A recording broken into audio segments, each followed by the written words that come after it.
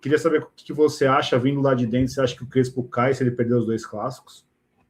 E aí eu vou emendar, como tem pouco tempo, eu vou emendar uma outra pergunta agora fora. Com tudo que está acontecendo, você é parte da parte associativa ou você pularia para uma SAF? Bem feito. Você acha que o São Paulo tem condição de virar uma SAF? É uma coisa que você gostaria que tivesse? Você teria alguma informação sobre isso? Então, Tá. Eu gostaria... Primeiro vamos para o campo, depois essa parte da SAF. Né? Tá. Sobre o lance do Crespo, cara, tudo pode acontecer. Se o São Paulo perder do Palmeiras e do Santos de uma forma vexatória, sem atacar, como perdeu da Portuguesa, por exemplo,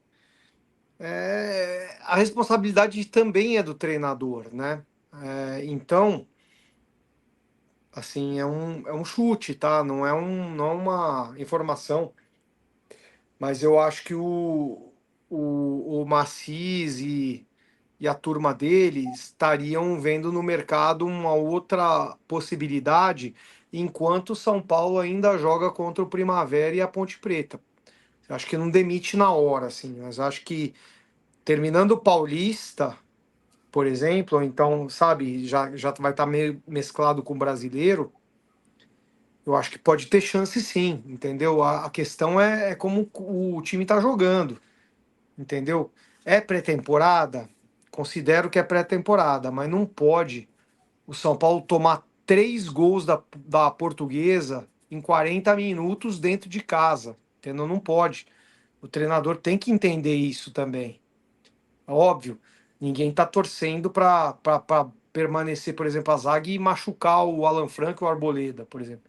Né? Então a gente não tem não tem o subsídio para falar que pode ou não pode ter o jogador, mas essa escalação aí foi uma escalação que ele mesmo admitiu que foi errado, que a noite foi errada. Então vamos dar um voto de confiança aí, que foi tudo errado, eles já admitiram isso, e tentar fazer um bom jogo contra o Palmeiras, que também vem pressionado, vai jogar em Barueri, né? Não vai jogar no Allianz, que é uma outra torcida, uma torcida que apoia mais. Mas vamos tentar. Acho que um ponto lá em Barueri é ótimo para São Paulo. Seria excelente para São Paulo. E aí tem a questão. Isso. A outra questão mesmo, qual que é que você falou? Do quadro associativo e da SAF. Se você tem Tá bom. se você tem alguma notícia, se o Casares já estava vendo isso, você sabia de alguma coisa nessa parte de você ter essas informações? Então, O que você acha?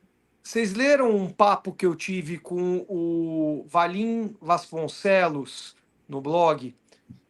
O Valim Vasconcelos, ele esteve no Morumbi para um evento que eu cobri, né? Lá no Morumbi, um evento de inovação, que é promovido pelo São Paulo Futebol Clube, de criarem startups, e essas startups, quando uma vira unicórnio, todo mundo ganha, sabe? Quando é comprada, todo mundo ganha.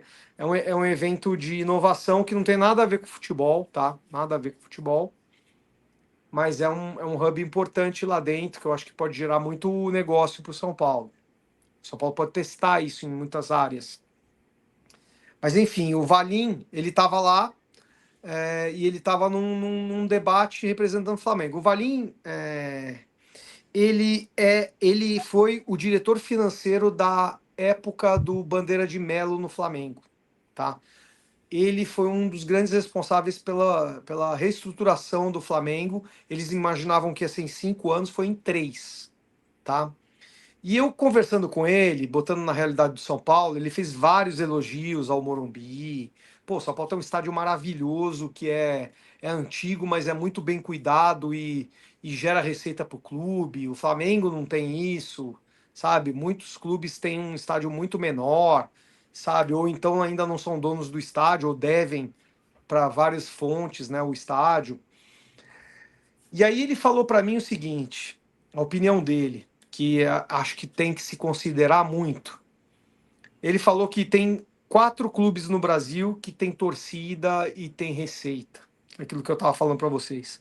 Flamengo, Corinthians, São Paulo e Vasco. Ele coloca um pouco o Palmeiras também, mas assim, seriam esses 4, 5 aí, tá? E segundo ele, se o São Paulo, o Corinthians, o Vasco apertarem um pouco o cinto, e aí tem que ser apertar o cinto durante um tempo mesmo, entendeu? Aí ele até usou o exemplo do Flamengo. O Flamengo vendeu o Y, o Wagner Love, dispensou, entendeu? O Flamengo ficou jogando com times medíocres em 3 anos e tiveram a sorte de ganhar uma Copa do Brasil. Aí por isso que resgatou lá um dinheiro bom para eles, porque eles estavam sem uma grana.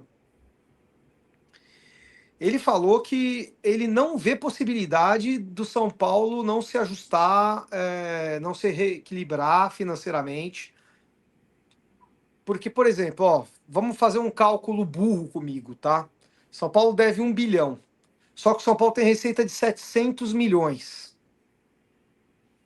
Se o São Paulo começa a ter um superávit de 50, de 100 milhões, de 200 milhões, se ele ficar 5 anos nessa toada, ele se reergue facilmente, na minha opinião, por conta das receitas, da torcida. Qual é o pulo do gato aí? É deixar claro para o torcedor, que é o que o Flamengo fez. Segundo o Valim, eles trataram o torcedor com dignidade, transparência, e é óbvio, o torcedor sempre vai dar uma chiada quando perde um jogo, quando perde o outro, mas eles não saíram do.